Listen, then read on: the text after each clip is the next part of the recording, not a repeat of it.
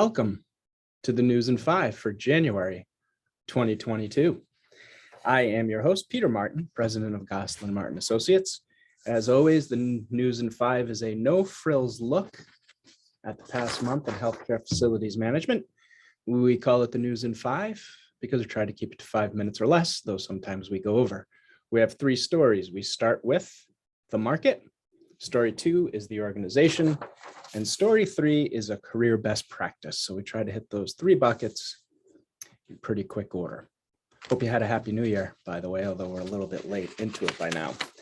Let's go to story number 1, the market. Interesting time out there, I'm sure, for most of you, for us here as well. I want to focus on 3 things relative to the market. Number 1, salaries. Number 2, housing market. Number 3, geography. And I think all these things are at play right now. I've said this many times on the News in 5 and in the High Reliability podcast. Salaries are very strong these days. I wonder if organizations are aware of the change. And how do I mean that? You know, we talk a lot about salary surveys that are done and salary comparisons that have been done. I don't know that any salary comparison these days has caught the market. And I say that because we know that baby boomers are retiring. We know that interim people are out there. There are so many factors at play these days. I don't know that a salary market survey is accurate anymore. You know, candidates are coming in above midpoints. They want to be higher. And these 2 other things, I think, factor into salaries. One is the housing market in your particular area of the country. Some of them, as you know, are on fire. And if you're going down south, if you want to move down south, the cost of living. So if you're coming from the north and you're going south, sure, the cost of living might be less, but some of those housing markets are on fire and people simply can't afford to move into it. That would be one. And then on the other hand, some of the northern areas that have typically been attractive, the cost of living, the barrier of finding a house is simply too much. You know, we're going to hit a breaking point. I don't know what it is. Maybe it's here. But, you know, for both housing in areas of the country where people want to move, where you might be able to get a good deal, you can't anymore because some of those markets are incredibly hot. Then coming up north, where maybe taxes are high and the cost of living is high, people can move. So housing has to be really factored into some of these salary surveys. Geography is along the same lines too.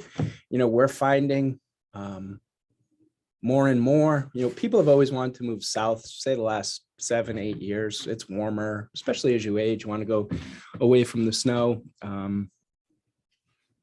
But I would say that relative geography, harder to get people up to the north these days. It just is. And if you are in a place, and I don't mean this to be political, but if you're still in a place with hard COVID lockdowns, and those are fewer and fewer, people are recognizing that. So it's really a unique time in history. And then you throw in the burnout factor. For folks, I don't think that any, and I started this kind of talking about salary surveys that organizations do. No salary survey is capturing all of these market factors. They just aren't. And so I think organizations have to be flexible, especially if you want to pay for talent, you're going to have to pay. So it's just a unique time. So it's a little look at the market. Let's look at organizations. You know, we've talked about this before. Story number 2, the organization. I think that we need to treat, and I need to do this as well, all of our candidates and organizations need to do, they're like guests in our house, and they are interviewing and assessing us just as we interview and assess them. And if your organization isn't putting that best foot forward, then you may be doing yourself a disservice. And putting your best foot forward is everything from communication to follow up to welcoming folks when they come into your organization, just common courtesy. I know that, and this isn't a criticism, we are all so stressed these days, probably short-staffed. HR departments are short-staffed, facility departments are short-staffed. And you were so focused, but I can tell you that candidates are evaluating you just as you're evaluating them. And you've got to put that best foot forward. I was reading a thing, an article from the New York Times, December 29th. This isn't a surprise to anybody, but it says a recent federal survey of business contacts noted that baby boomers were leaving jobs and selling businesses to retire early, a trend that was due, absolutely it was due, but is accelerated because of the pandemic burnout. This shows up in the data. People over the age of 45 have been slower to return to the job market since the start of the pandemic. This group includes members of Gen X, which ranges in age from 41 to 56, that's where I am, and baby boomers who are 57 to 75. It's not clear if the rush to retirement is going to stick, but it will be bad news for employers if it does. The market may remain depressed compared to pre-pandemic levels. We're seeing it. I'm sure you're seeing it. We're seeing a marked, I'll be getting 2 or 3 emails a week for people who say, Pete, I'd love to go interim.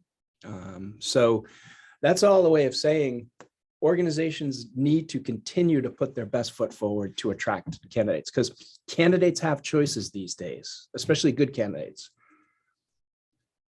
And so, it's incumbent to put that best foot forward and welcome people into your organization. One of the new features that we rolled out, and you can find more about it on our website as we rolled out our new website, is the partnered search, the Gosselin Martin Associates partnered search. More info on our website, but that's a different way to work with organizations. I come out of a project management background, construction background, and we used to do, you do guaranteed. When I was working for CM, you do GMP pricing. So the partner search is similar to the GMP, a little bit different innovation. I think that, we meaning the, we across the board just need to find ways to work better together. People aren't commodities to be bought and gotten rid of. I think new approaches need to reflect that, because again, candidates assess organizations. And if you're a candidate looking, you should assess an organization too. If you're feeling that it's not a fit, then don't go, because certainly there'll be opportunity. Story number 3, career best practice. I've said this before, but I just wanted to reinforce the value of the thank you note. If you can write it and send it via US mail, what is that? That is fantastic, but an email works too. I think the thank you note is a great way, again, to show common courtesy. I guess that's a theme through this particular News in 5. It's a way to show courtesy, but also to, reflect your thanks for people meeting with you. They don't have to be fancy. A thank you note is nice. You just want to make sure if you do it, you use the proper punctuation, use proper titles. Don't get sloppy on it, because you don't want a good thing to end up being a bad thing that disqualifies you because you spell words wrong or punctuation isn't there. So thank you note, put that into your toolbox to use as a candidate.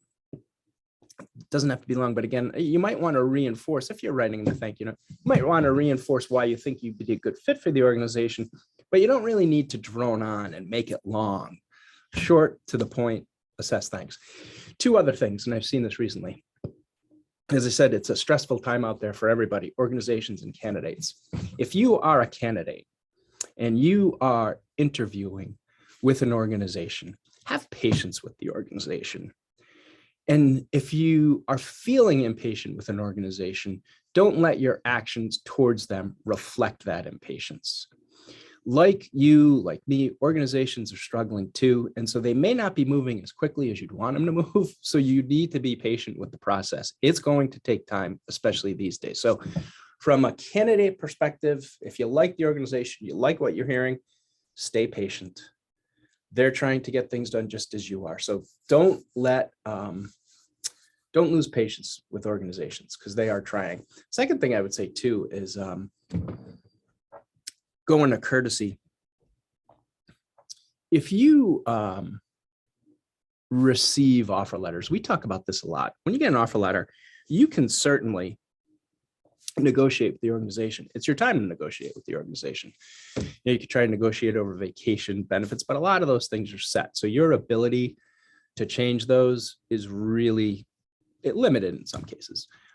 Salary, you can go back and forth a lot, but probably not going over the top of the range, but there is the ability to negotiate. But if you are negotiating with an organization, again, do not use courtesy, use patience, I have seen people who offers have been pulled from them because of the way they've reacted to that offer. You gotta, at all times these days, and you have to be courteous and thankful, and there's a way to be respectful. And I would say that extends to an offer letter. If you get an offer letter, if you're negotiating, do not lose your patience, do not lose your courtesy, because offer letters can be pulled just as quickly as they can be provided to you. You know, one of the other things we worked on for our new website is the Career Hub. You can find more information on the Career Hub. The Career Hub is focused on individuals and engineering society. So I encourage you to take it out. So that's what we wanted to cover today. It's, you know, I would say some of the chaos continues. Hopefully we're getting over Omicron. Things might be normalizing. Look forward to seeing you at the ASHI Annual in 2022 and other events, hopefully via the Career Hub, the Partnered Search. But as always, thank you for watching the News in 5. My name is Peter Martin, Gosselin Martin Associates, and we will see you next month in February. Have a wonderful day.